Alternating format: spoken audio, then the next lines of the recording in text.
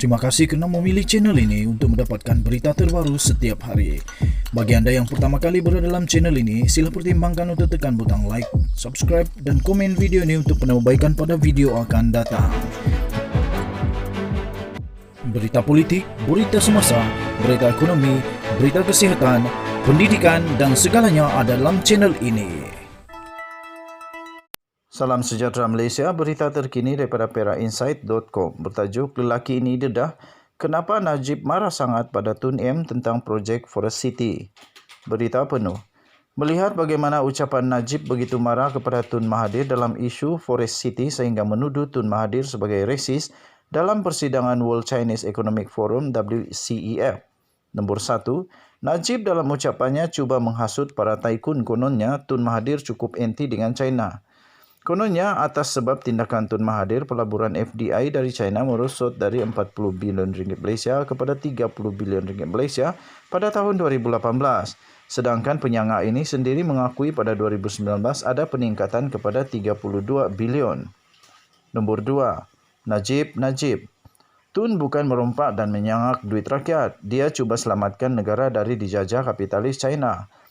Sudah pasti tahun pertama FDI dalam mana pun negara berganti kerajaan hatta awal kepimpinan Jokowi di Indonesia FDI merosot. Itu kebiasaan pelabur hatta zaman Ismail Sabri lebih teruk. Pelabur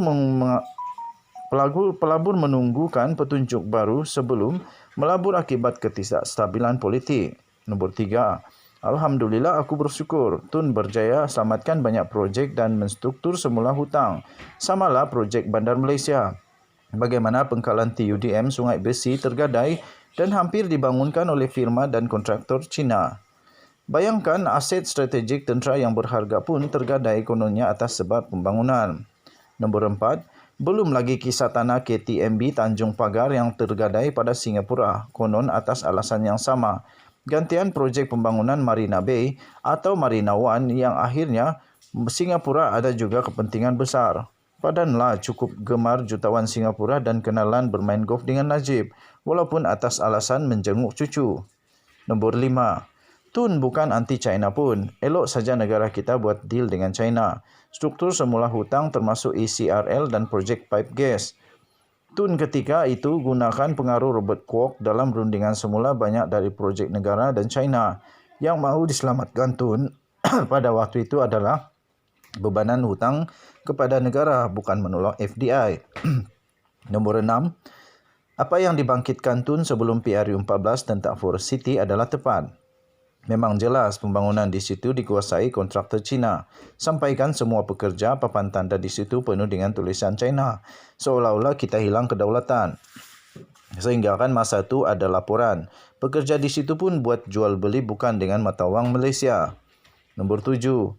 Lebih teruk dilaporkan hartanah di situ tak mampu dimiliki orang Johor pun.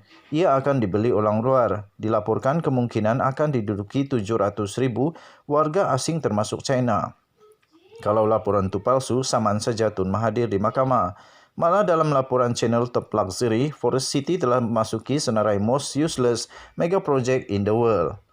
Nombor 8. Apapun bila baca buku memoir Tun antaranya menyentuh peranan raja berperlembagaan dan kaitannya dengan perniagaan. Kita dapat faham sebab apa Tun menjadi sasaran kemarahan. Bukan hanya Najib yang marah. Kalau kita membacanya ketika banjir besar ini, kita dapat memahami apa yang disentuh oleh Tun.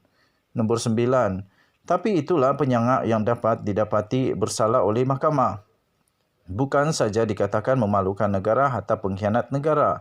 Apa yang diucapkan Najib itu adalah gambaran taat setia atau bayah dia kepada China seperti mana bayah dia depan Trump akan bersama bantu Amerika biarpun gunakan dana KWSP. Malangnya, nombor 10, malangnya masih ada ramai taikun yang dah tentu berkiblatkan MCA dan China untuk marah dengan Tun.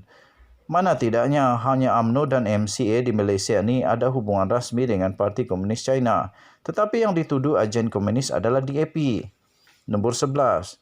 Tapi biasalah Bani Melayu, mereka tetap sokong UMNO.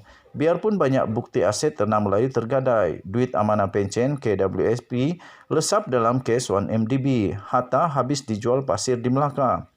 UMNO tetap salahkan DAP. salahkan Datuk Seri Anwar, kini jadi salah Tun Mahathir. Artikel ini ditulis oleh Ipoh Mali. Sila maklum bahawa artikel ini dipetik daripada perainsight.com dan artikel ini tidak menggambarkan pendirian dan pendapat rasmi daripada channel ini. Artikel ini juga tidak menunjukkan bahawa pendapat ini adalah pendapat daripada channel ini. Sekian berita, salam sejahtera Malaysia. Untuk mendapatkan berita yang lengkap, sila layari perainsight.com. Kita jumpa lagi. Bye-bye.